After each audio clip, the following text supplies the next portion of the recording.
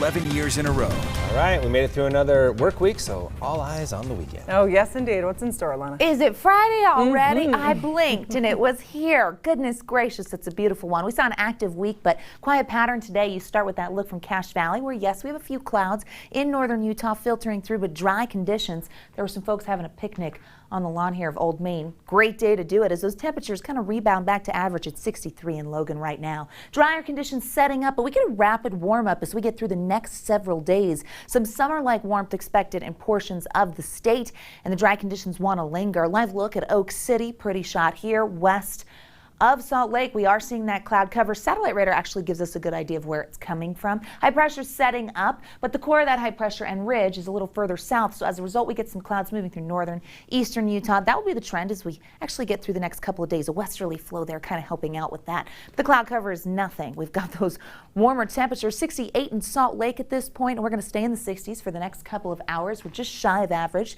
72 this time of year. A mild overnight expected. We'll be dropping into the 40s and 50s in different portions of the state. Winds have relaxed overall. The highest wind gusts just breezy in northern Utah and on the eastern side of the state. Now these winds, though, they really spread the pollens. On a quiet day like this, you can notice those allergy sufferers. You know I'm talking to you, that the pollens can be brutal. And with winds this week, we took some pollens from the south and we pushed them back up north. Tree pollen is high.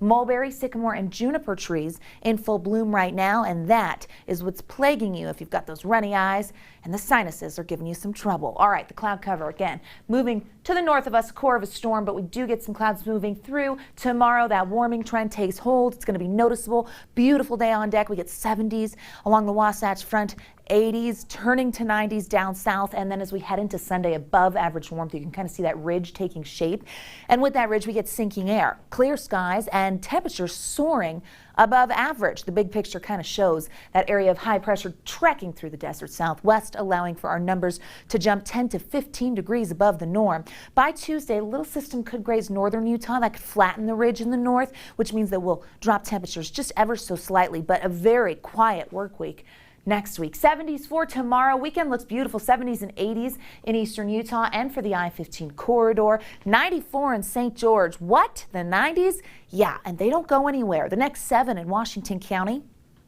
Welcome in high 90s.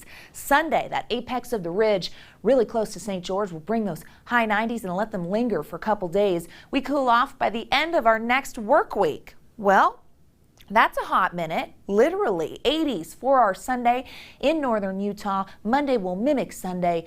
A little bit of a system with cloud cover Tuesday, but we're going to stay above average for the next 6 days and then dropping on Friday back down to the 70s. A quiet pattern after 2 days this week with May snow. Okay, keep us guessing.